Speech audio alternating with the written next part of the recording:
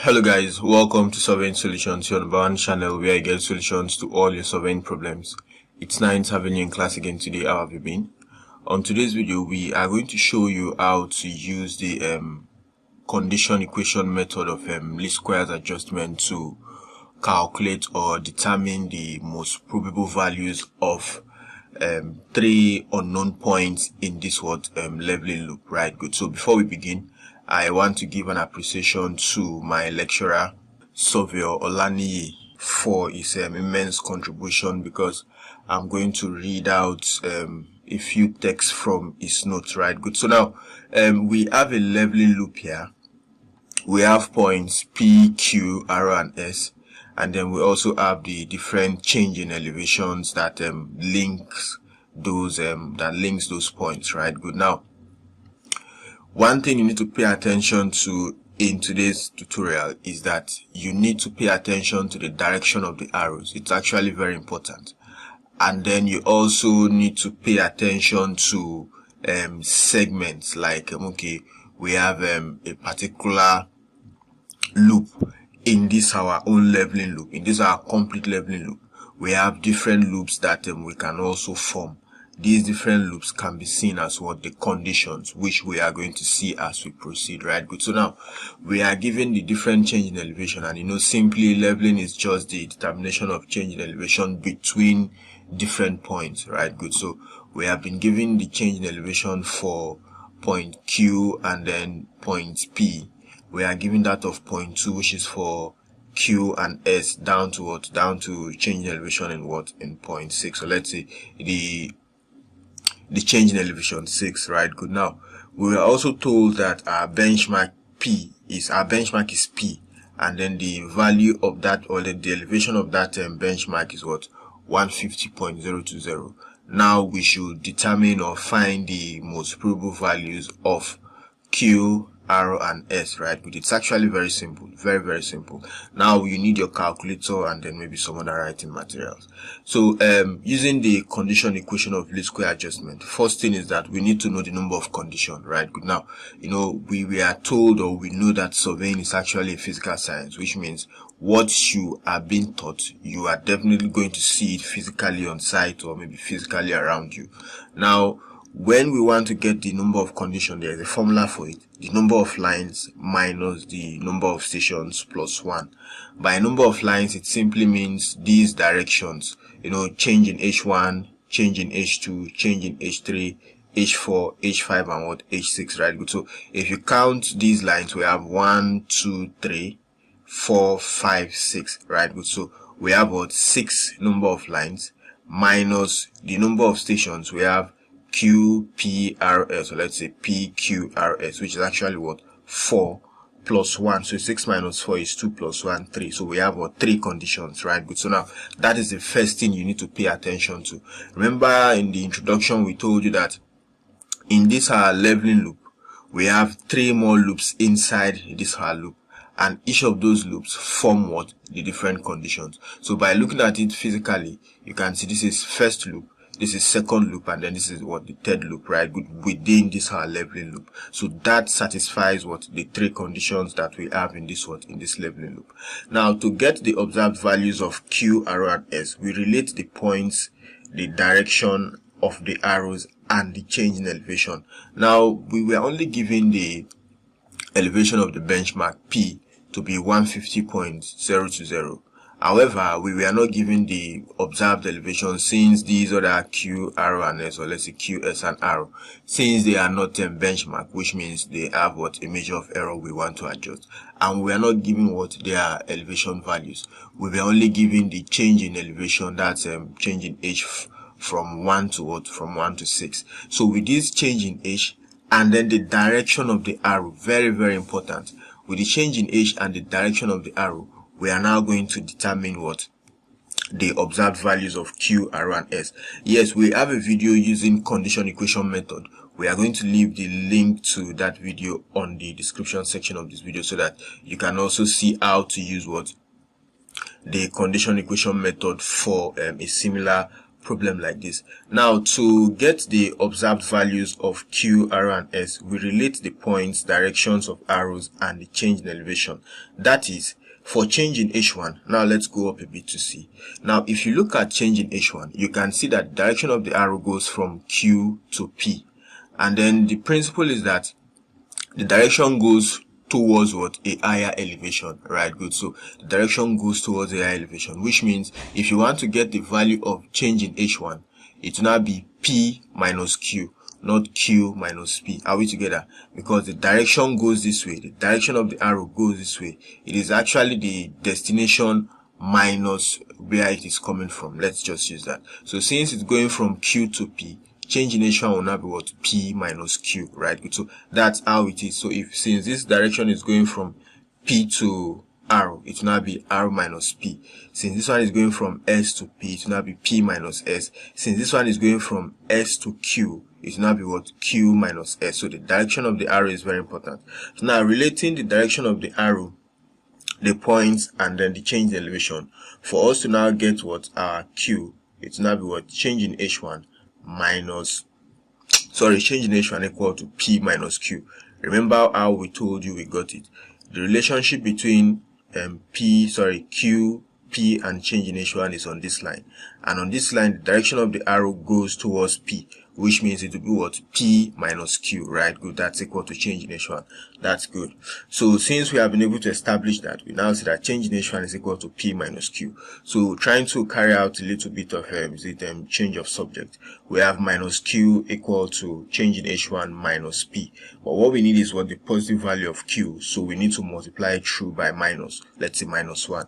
So we have what? P minus Q. So we are given what? The benchmark P to be 150.020 minus the change in H1 to be what? 6.226. Please, if I'm very fast, just pause the video, maybe rewind, and then you're going to get a full gist, right? Good. So ensure you have your calculator with you because it's very, very important. So we have 150.02 minus 6.226. So that should give you what?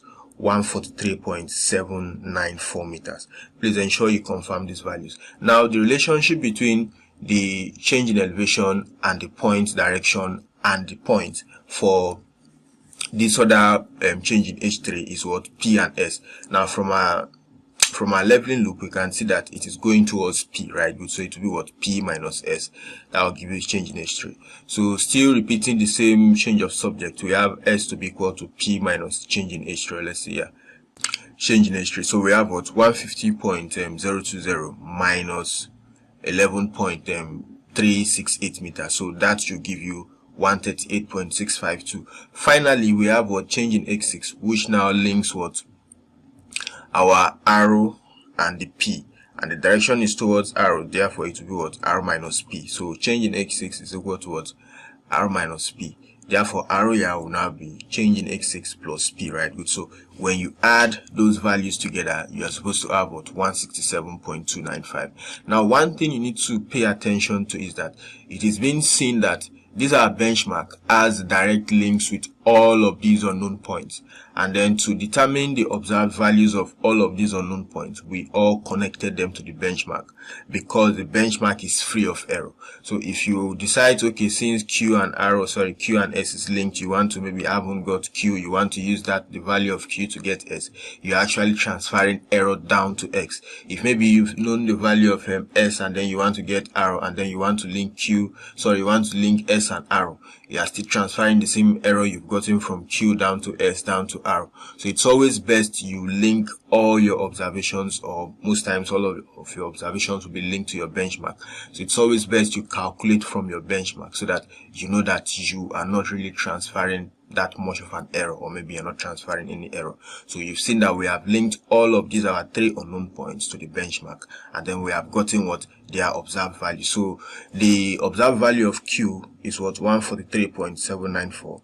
That of R is 167.295, and that of S is what? 138.652. Are we together? Good. Now let's write our conditions. The conditions we told you are those inner loops inside our leveling loop, or let's say those should I call them inner loops? Those loops that form our leveling loop. Now for condition 1, that's the first condition, we have chosen what? Change in H1, change in H3, and then change in H2. And now what is their relationship? What is their relationship? So before we proceed, remember we told you we are going to read out a few things from what? From a note, right? Now in condition equations, or let's say using condition equations, equations are formed to satisfy certain conditions, right? Good. So let's say if you have the sum of angles to be 180, or maybe the sum of angles in a triangle to be 180, sum of angles in a point to be 360, right? Now in condition equation, the number of equations equal to the number of condition, and the number of unknown is always greater than or equal to the number of condition, and gives correction to the observed values. These are some properties that you need to know about the condition equation method, and it depends on a known condition which must be satisfied. Hence there is equation for every what? For every condition. So this is just a brief note we have given to you before we start. Now we want to satisfy some conditions here.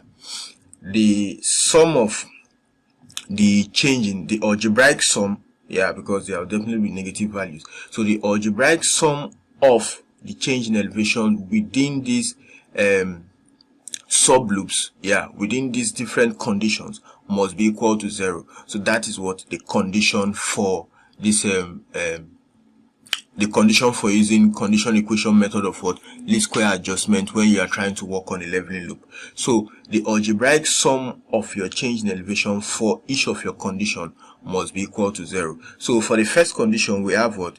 Change in H1. So if we are coming towards this direction, you can see that the direction of this change in H3 arrow is going against the direction we are coming from. Remember, if we are going clockwise, that means we are coming like this, right? So if we come down here, the direction is supposed to face down. But since the direction is not facing down, which means it is going in the negative direction from where we are coming. And therefore, we have what? Change in H1 minus change in H3, not plus change in H3. The reason why this change in H3 is minus is because it is going in the opposite direction from where we are coming. Remember, we are coming from change in H1. So since we are coming from change in H1, we should have another arrow that points down. But since it is not pointing down and it's going up, it's negative. Then when we now come down to this point, yes, this is actually the direction of the arrow because it's supposed to go this way since we are looking at this loop here. So since we are looking at this loop and then this change in H2 is going towards the direction we want, then it's positive. So that's how you get the signs for what? Your change in elevation when you are trying to get what? You write your condition equations, right? Good. So for the first condition, we have what? Change in H1 minus change in H3 plus change in H2 equal to 0. That's the first condition. Now the second condition starts with what? Change in H6. As we have explained earlier, we are coming towards this direction. So since we are coming towards this direction, we have a change in H6, which is positive. But since change in H5 is going in the opposite direction from where we are coming, it is what? Negative. And then when we now come to change in H3, we can see that it's actually going towards the direction we are going. Therefore, it's positive, right? Good. So we have change in H6 minus change in H5 plus change in H3 equal to 0. Then the final condition, which is what? This third one. Now let's look at this direction. Similar thing, change in H5 positive. When we are coming, this is going in the opposite direction, and then when we are coming down to change in H2, it's also going in the opposite direction. Because if it were going in the if we are going in the same direction, this change in H4 would have been facing this way, and then our change in H2 would have also been facing this way. But since they are facing the opposite directions, their signs will be what? Will be negative. Remember the cause of our flow.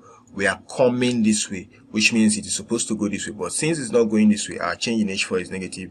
And then we will now get to this other change in elevation. Since change in H2 is not going this other direction and it's going the opposite direction, our change in H2 will be negative. Therefore, forming the equation, we have what? Change in H5 minus change in H4 minus change in H2 equal to 0. Are we together? Please pay very good attention because these things are very simple.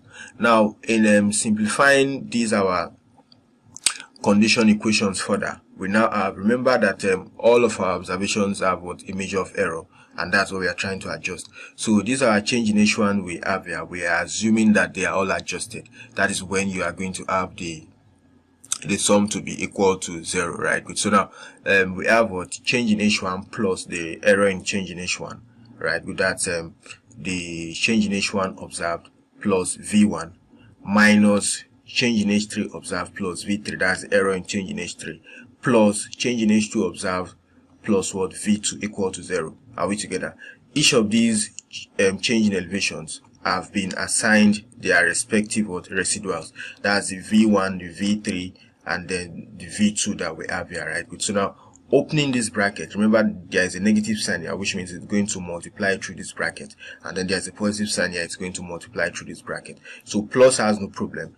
Negative also has no problem, just that it will have to change the sign, right? Good. So when we are trying to open this bracket and also collect like terms, we are going to have a change in H1 observed minus change in H3, because this negative sign is going to open this bracket and turn everything here to be negative, right? Good. So we have change in H1 observed minus change in H3. Then this other change in H3, because we are collecting like terms as we said earlier, this other change in H2 rather does not have any negative sign because the sign outside of the bracket is positive. So we have what? Plus change in H2 observed.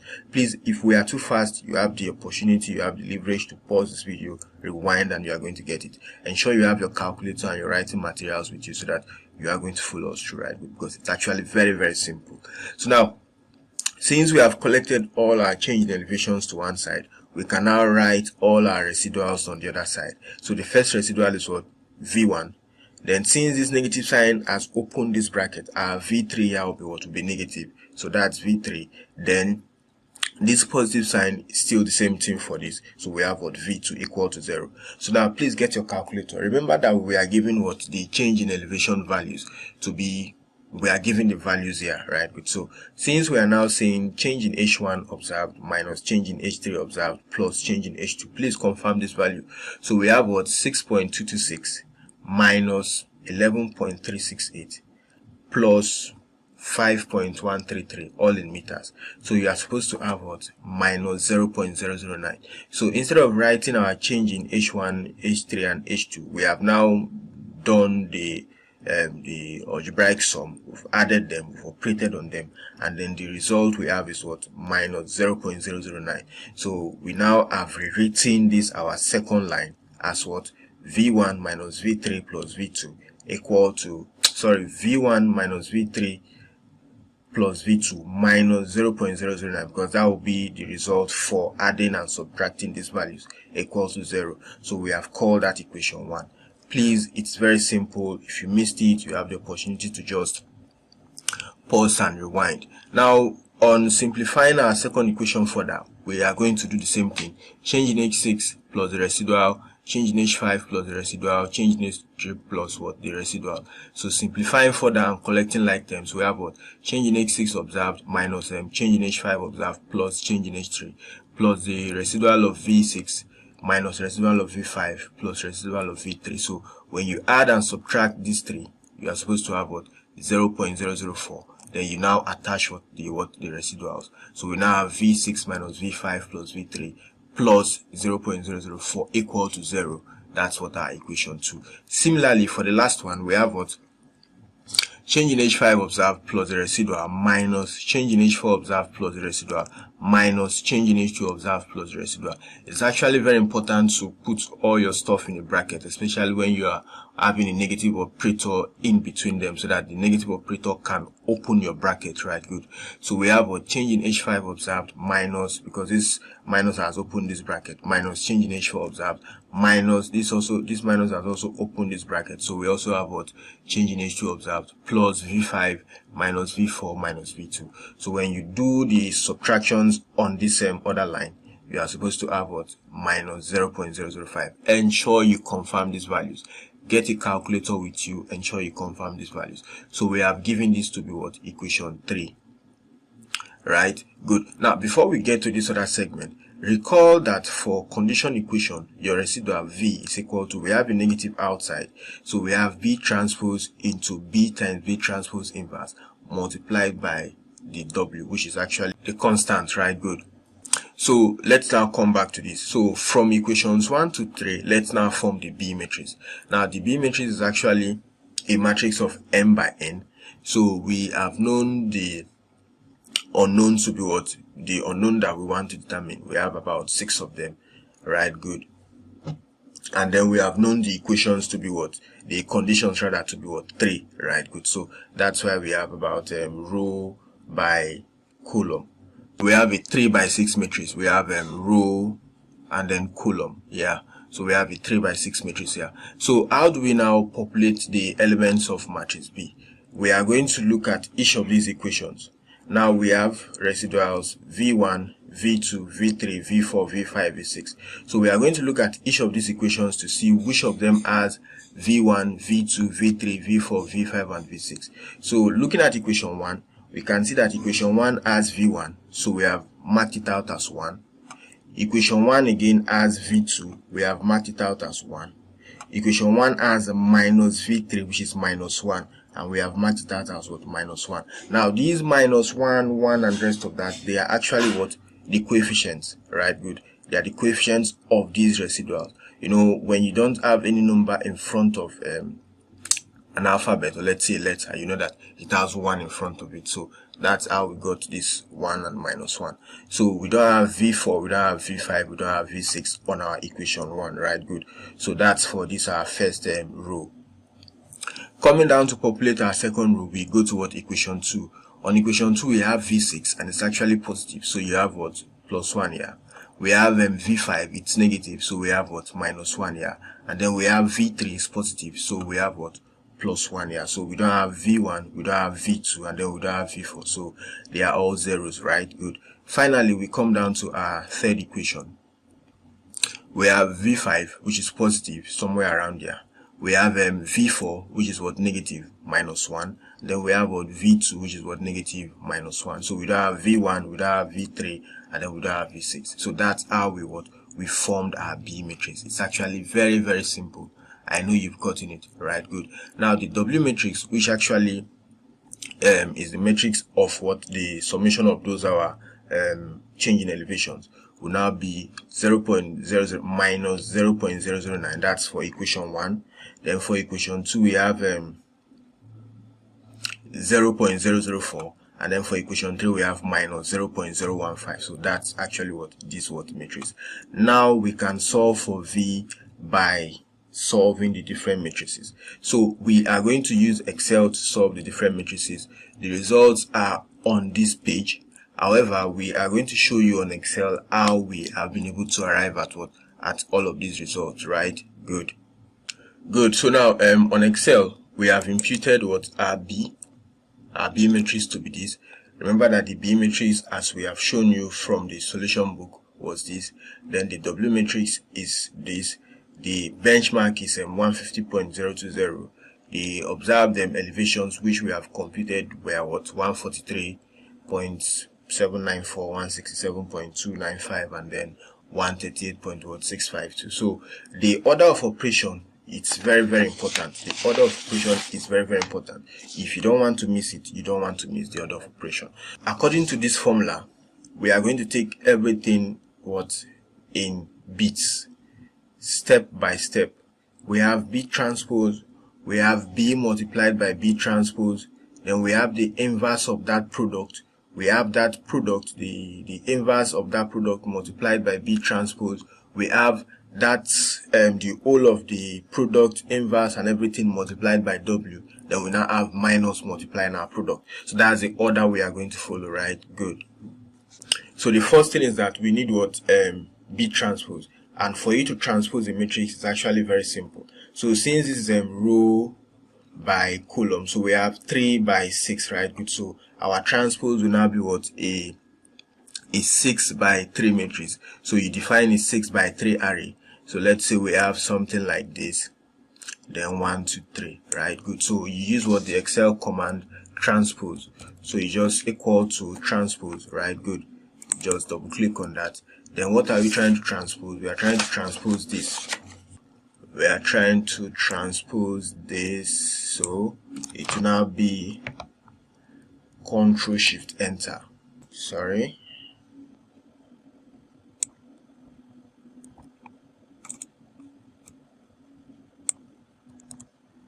Good. So it will now be this will now be transpose, right? Good. The next order of operation from the formula is B times B transpose, right? Good. So for us to have B times B transpose, let's just move towards this direction a bit. So B times B transpose will now be our B is actually what? The row we have 1, 2, 3, and then the column we have 1, 2, 3, 4, 5. So we have 3 by 6 multiplied by what? A 6 by 3 matrix. So we are expecting what? A 3 by 3 result, right? Good. So we define a 3 by 3 array. So let's say we have this 3, and then we also have this 3, and then we say equal to M mult, because that's how you multiply matrices. And then the order of operation is actually very important. The order of operation, that's how you multiply. A times B is different from B times A in matrix operations, right? Good. So you pay attention to that. So since we have what?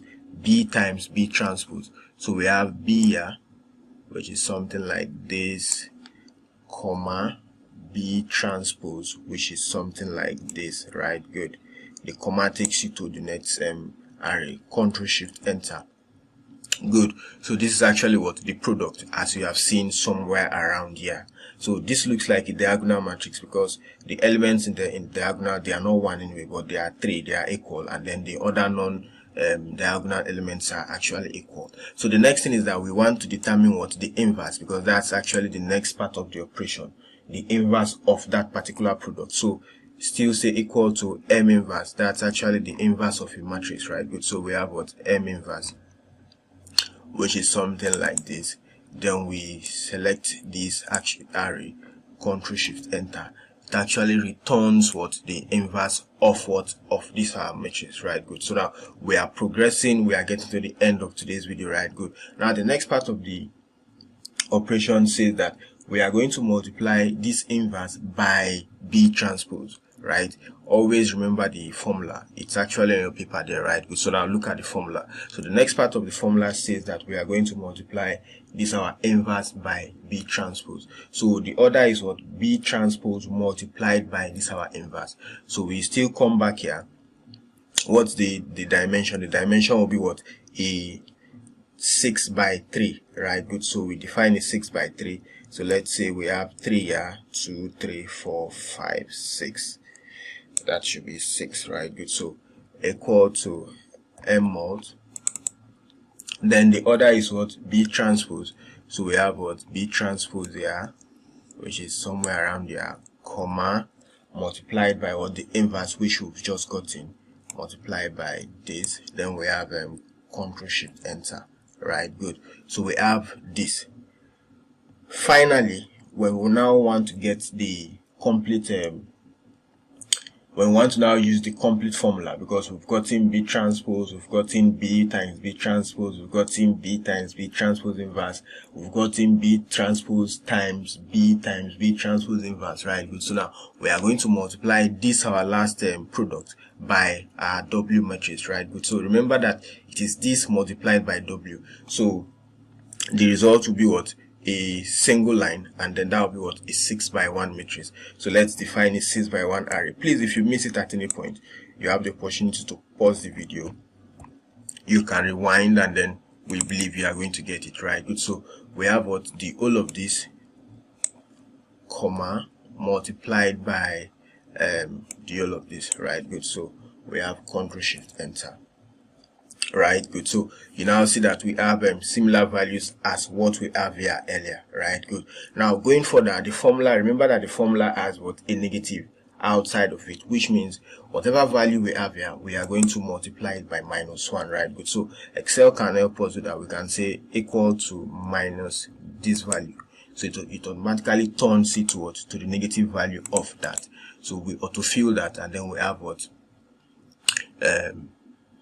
The actual, or let's say the correct what? Residuals, or the correct values for our V's, right? Good. Now these are the values for our V's. Now how do we apply this? Remember when we read out the text to you, the note to you, we told you that the correction is applied to the observed parameters for condition equation, and the observed parameters are these are change in elevations, right? Good. So now if we still say we want to use this change in elevation, so now let's come to this other cell. It will now be equal to this change in elevation plus this newly calculated residual, and then we hit enter.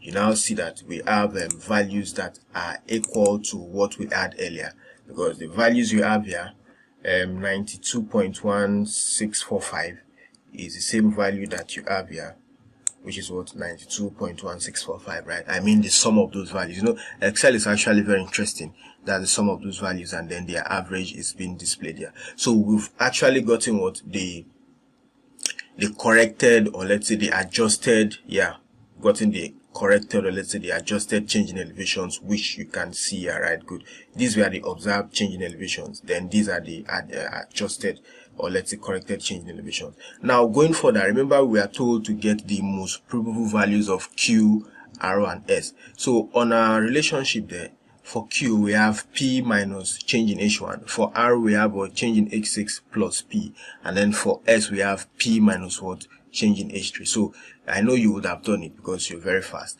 So you should have gotten Q to be P, which is 150. So let's just bring this down here. So our Q rather will now be, so we say equal to 150, what's the operation, minus change in H1. The change in H1 is actually this change in H1 we have here, right? Good. So we hit that, then we say enter. So we have something like this. So let's change this to about 3 decimal places. So you now see that it's actually equal to what we have here, right? Good. I think I should just copy this, Ctrl C, and then paste it here so that it can help us identify our different changing elevations, right? Good. So to get for arrow will now be equal to change in H6, which is this, plus P, which is what, this, right? Good. Hit enter. So you have what, 167.299. Finally, our S will now be what, P. So we say equal to P minus what, change in H3. Change in H3 is this, right? Enter. So you have what, this. So let's still reduce this to about 3 decimal places. Good. So you have what, these values. So you now see that the values we've gotten here on the explanation is actually the same thing as what we've gotten when we add what, our own. So it's actually very simple. We know it's actually long and exhaustive, no doubt, but we don't want to, keep having issues. There was not a part of this explanation that was given. We have exhaustively given you everything you need. So coming back to this solution book, whatever we have done on Excel, we have actually extracted them here. So you can use this to guide yourself. We have what the different matrices here, the B transpose, we have the B times B transpose. Yeah, this is a 3 by 6 multiplying is 6 by 3. So you have a 3 by 3. Then we have what the inverse of that matrix. Then we went further to also multiply what B transpose by that inverse. Then finally we got what our V, which is now multiplying everything together. So having multiplied everything together, remember we still need to multiply it by minus, or maybe -1. So that's this other matrix converting to -1 will give you this, right? Good. So now going further, we are now using what, trying to get the adjusted change in elevation by adding what, the observed change in elevation to the residual. So we got these values for what are different change in elevations, right? Good. So having gotten the adjusted change in elevation, the most probable values of Q, R, and S will now be using the relationship we have used, or linking it with the relationship we have on Excel. We have Q equal to P minus this down to S. So finally, we now have the values of P, Q, R, and S, because it's actually, we can now assume, or maybe we can now adopt Q, R, and S to be benchmarks, or maybe because we already know that their elevations have been adjusted, right? So thank you for watching. We believe that we've provided solution to this particular surveying problem. We know that you have gotten it as exhaustive as you would need it. At any point you miss it, ensure you pause the video, you write, get your writing materials, your calculator with you, share this video with your friends, help your course mates, your colleagues, your classmates, whatever the case is, and we believe that everybody will be glad they came in contact with this video. So if you have any issue related to this and you want us to assist you, you can actually link up with us via the WhatsApp number on your screen now, and we are going to get back to you as soon as possible. You can leave a comment in the comment section appreciating us, like this video, and we'll see you on the next one. Have a very good time. Bye.